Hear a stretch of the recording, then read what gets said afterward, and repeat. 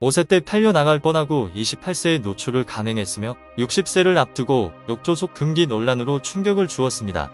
원비샤의 삶은 아름다운 사랑의 노래입니까? 아니면 반항이 불러온 비극입니까? 불멸의 미의 상징이라는 수식어 뒤에 원비샤는 피눈물 나는 상처를 숨기고 있습니다. 어린 시절 어머니에 의해 팔려갈 뻔했고 청춘 시절에는 파격적인 노출 연기를 했다는 이유로 아버지에게 버림받았습니다. 재벌가 시집이 평온한 안식처가 될 줄 알았으나 세기에 달기는 사춘기 양아들과 함께 목욕하는 충격적인 사진을 올리며 다시 한번 스스로 논란의 불씨를 지폈습니다. 그저 어머니로서 애정을 표현한 방식일까요? 아니면 대중이 받아들이기 힘든 선을 넘어버린 것일까요? 지금부터 화려한 영광과 논란이 공존하는 불꽃 장미, 원비샤의 파란만장한 인생을 되짚어보겠습니다. 세 세대를 아우르는 독보적인 미인으로 꼽히는 원비샤는 자신의 가장 강력한 무기인 미모를 단 한 번도 놓친 적이 없습니다. 이목구비의 아름다움은 물론 우아함과 섹시함을 동시에 갖춘 그녀의 아우라는 인생의 어느 단계에서도 늘 독보적이었습니다. 많은 이들이 연예계 입문과 동시에 톱스타들과 호흡을 맞춘 원비샤를 두고 천운을 타고났다고 말합니다. 하지만 그 화려한 조명 뒤에는 우리가 몰랐던 전혀 다른 이야기가 숨겨져 있습니다. 1966년 7월 30일 당시 홍콩의 빈민가였던 구룡 조경룡에서 태어난 원비샤는 몹시 가난하고 궁핍한 어린 시절을 보냈습니다. 8남매 중 막내로 태어난 그녀는 전직군인 출신인 아버지의 불같은 성격과 엄격한 훈육, 그리고 지독한 가난 속에서 자랐습니다.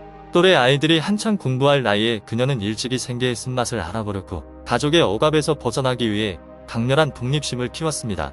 5살 되던 해 가중되는 생활고를 견디다 못한 가족은 결국 그녀를 포기하기에 이르렀습니다. 어머니는 선택의 여지 없이 어린 딸을 낯선 남자 앞에 데려가 그를 따라가라고 말했습니다. 어린 나이였음에도 원비샤는 어머니가 자신을 버리려 한다는 것을 본능적으로 직감했습니다. 그녀는 어머니를 붙잡고 울부짖으며 제발 곁에 있게 해달라고 애원했습니다. 다행히 그 남자가 측은지심에 돈만 건네고 그녀를 데려가지 않았지만 천륜이 끊길 뻔했던 그 순간의 기억은 원비샤를 강인하고 단단한 내면을 가진 사람으로 만들었습니다. 15세가 된 어느 오후 친구들과 거리를 거닐던 원비샤는 당시 홍콩 영화계의 거물이었던 레이다이와의 감독과 원전 작가의 눈에 띄게 되었습니다. 원비샤를 처음 본 순간 레이다이와의 감독은 그녀가 가진 맑으면서도 여성적인 묘한 매력의 단숨에 사로잡혔습니다. 거물들의 갑작스러운 제안으로 연기 경험이 전무했던 15세 소녀는 단 한 번의 오디션 끝에 곧바로 양매자 역에 캐스팅되었습니다. 하지만 꿈에 그리던 기회를 잡기도 전에 가혹한 현실이 그녀의 발목을 잡았습니다. 당시 미성년자였던 그녀에게는 자신의 진로를 스스로 결정할 권한이 없었습니다. 게다가 보수적이고 엄격한 아버지는 영화계 일을 천하게 여기며 딸의 데뷔를 거세게 반대했습니다. 아버지의 관념 속에서 조신한 딸이라면 결코 카메라 앞에 서서는 안 되는 존재였습니다. 하지만 독립을 향한 갈망과 끈질긴 설득 끝에 원비샤는 마침내 어머니의 승낙을 얻어 배우의 길로 들어섰습니다. 스크린 속 반항적인 소녀의 모습으로 데뷔한 원비샤는 단숨에 홍콩 연예계에 신선한 충격을 던졌습니다. 이는 실제 그녀의 강인한 성격과 틀을 깨부수려는 욕망이 투영된 결과였으며 덕분에 제2회 홍콩 영화 금상장 신인상 후보에 오르는 기염을 토했습니다. 유명세보다 기뻤던 것은 생애 첫 출연료로 가족의 생계의 보탬이 되어 자신의 꿈을 현실로 바꾼 것이었습니다. 그녀의 재능은 라이징 스타 류더화와 호흡을 맞춘 정불요조개를 통해 다시 한번 입증되었습니다.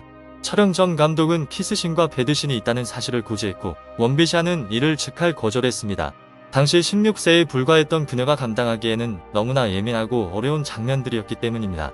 그러나 상대 배우가 류더화라는 사실과 연예계에서 이런 기회가 두 번 다시 오지 않을 것임을 직감한 그녀는 고민 끝에 촬영에 응했습니다.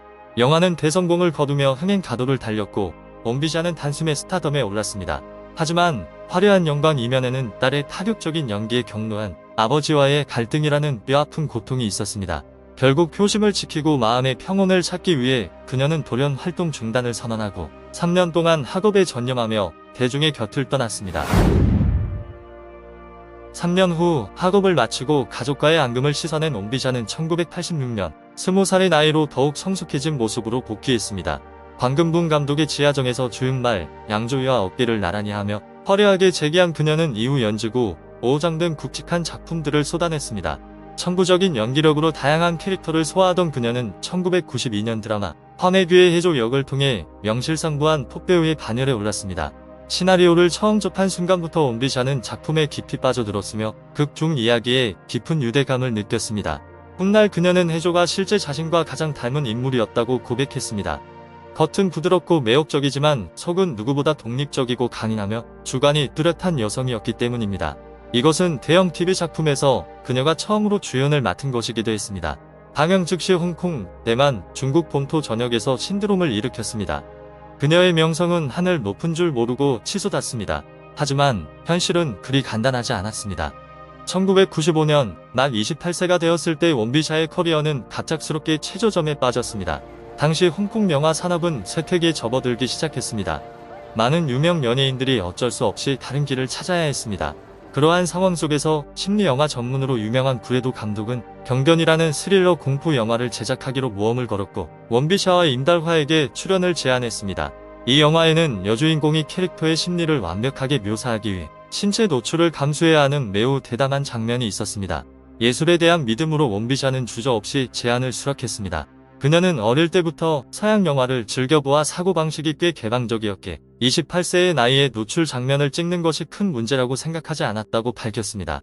그러나 냉혹한 현실이 닥쳐왔습니다. 겉으로는 현대적으로 보였을지 몰라도 당시 홍콩 사회는 여전히 보수적인 관념이 강했습니다. 대중은 연기력이나 예술을 위한 희생을 인정하기보다 단 몇 분의 노출 장면에만 집착하며 그녀에게 저급하다는 낙인을 찍었습니다. 하룻밤 사이에 그녀가 공들여 쌓아온 이미지와 명성은 완전히 무너지는 듯 보였습니다. 아직 30세도 되지 않은 여성으로서 원비샤는 그 엄청난 압박을 견디기 힘들었습니다. 세간의 비난을 피하기 위해 그녀는 조용히 홍콩을 떠나 미국에서 한 달 동안 휴식을 취했습니다. 톱스타였던 그녀는 연예계에서 거의 자취를 감추었습니다. 당시 커리어뿐만 아니라 정신적으로도 깊은 절망의 늪에 빠졌습니다. 하지만 그 어두운 시기의 운명은 그녀의 삶을 바꿀 수 있는 만남을 예비해 두었습니다. 1988년 밤 파티에서 원비샤는 명망 있는 가문 출신의 사업가 하조강을 만났습니다. 원비샤를 어둠 속에서 끌어올려준 사람은 바로 하조강이었습니다. 그는 그녀에게 삶을 마주할 믿음과 다정함, 그리고 용기를 주었습니다.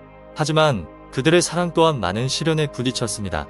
하조강의 가족은 원비샤가 하씨 가문의 문턱을 넘기에 자격이 없다며 이 관계를 격렬히 반대했습니다. 하조강과의 열애를 공개했을 때 원비샤는 경변 논란으로 여론의 중심에 서 있었습니다. 명문가 남자와의 사랑은 그녀를 더욱 거센 구설에 휘말리게 했고 주변 친구들조차 우려하며 반대할 정도였습니다. 이 때문에 연애 1년 만에 외부의 압박이 너무 커지자 그녀는 물러나기를 선택했습니다.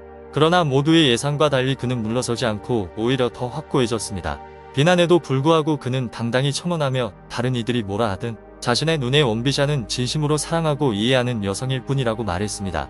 그러한 진심에 힘입어 2000년 그녀는 행복한 결혼 생활을 시작했으며 있는 그대로의 자신으로 살아가며 자유롭게 영화 활동을 이어갔고 아이를 낳지 않겠다는 결정도 남편의 존중을 받았습니다. 2010년 두 사람이 하국윤이라는 소년을 입양하면서 사랑이 넘치는 가정을 꾸려 행복은 더욱 완벽해졌습니다. 그럼에도 불구하고 누군가는 그녀를 이기적이라 말하며 아이를 낳지 않는 여자는 무책임하고 아내로서 자격이 없다고 비난하기도 했습니다. 하국윤을 입양한 후 원비샤는 수년간 간직해온 모성 본능과 사랑을 모두 쏟아부어 아이를 친자식처럼 돌봤습니다. 기저귀 갈기부터 수유, 밤늦게까지 공부를 가르치는 일까지 마다하지 않았으며 홍콩과 미국의 명문 학교를 잇는 엘리트 교육 과정을 세워주었습니다. 하지만 시간이 흘러 국윤이가 점차 성장하면서 미묘한 변화가 나타나기 시작했습니다. 어릴 때는 아무렇지 않았던 친밀한 행동들이 외부인의 눈에는 다르게 비치기 시작한 것입니다. 그녀가 사회관계망 서비스에 공유한 사진들은 처음에는 따뜻한 모성애로 보였으나 점차 많은 이들에게 경계를 넘나드는 듯한 느낌을 주었습니다. 원비샤는 여전히 리즈 시절 같은 젊음과 관능적인 몸매를 유지하고 있었지만 남편은 세월의 흔적이 완연했고 국윤이 또한 훤칠한 소년으로 성장했습니다. 이러한 대위 때문에 그들의 가족 사진은 여러 차례 입방아에 올랐습니다. 국윤이의 유학으로 오랫동안 떨어져 지냈던 탓인지 제의할 때마다 원비샤는 추억을 남기기 위해 함께 찍은 사진을 자주 올렸습니다. 그 사진 속에서 국윤이는 엄마의 어깨에 팔을 두르거나 볼을 맞대고 가벼운 뽀뽀를 하는 등 매우 자연스럽게 행동했습니다. 하지만 가장 논란이 된 것은 한 여행지에서 찍은 사진이었습니다. 두 모자가 함께 욕조에 몸을 담그고 있었는데 아들은 상의를 탈의한 상태였고 원비샤는 수영복 차림이었습니다. 사진 속에서 국윤이는 엄마의 볼에 입을 맞추고 있었고 그녀는 행복한 미소를 짓고 있었습니다. 사진이 공개되자마자 댓글창은 즉시 술렁이었습니다. 아들이 벌써 10대인데 저렇게까지 친밀한 게 적절한가요? 친모자 사이라도 이 정도 수위는 선을 넘은 것 같습니다. 아이를 너무 과하게 사랑하는 것 아닌가요? 이런 비난 섞인 시선에도 불구하고 원비자는 그저 자연스러운 애정 표현이라 여기며 별도의 해명을 하지 않았습니다. 아마 원비샤의 마음속에서 국윤이는 영원히 자신의 어린 아이로 남아있을 것입니다. 그녀는 타인의 시선에 상관없이 모자의 따뜻하고 즐거운 순간을 간직하고 싶을 뿐입니다. 하지만 사회적 통념의 눈으로 볼 때 이러한 상호작용은 의도치 않게 모성애와 지켜야 할 경계 사이의 모호한 지점을 건드렸습니다. 아내와 달리 하조강은 공개적으로 입장을 밝히지는 않았으나 그의 행동은 이미 보이지 않는 선을 긋고 있었습니다. 그는 아내를 탓하거나 애정 표현 방식을 간섭하지 않았지만 민감한 순간에는 아들의 깃을 살짝 당겨 적당한 거리를 유지하게 했습니다. 말하자면 그는 아들 쪽에서 이 경계를 설정함으로써 묵묵히 상황을 조절하는 방식을 택한 셈입니다. 원비샤와 양아들 사이의 과도한 친밀함은 숭고한 모성애일까요? 아니면 받아들이기 힘든 민감한 선을 넘은 것일까요? 여러분의 의견을 남겨주시고 좋아요와 공유를 통해 이 논란의 경계에 대해 함께 이야기해보세요.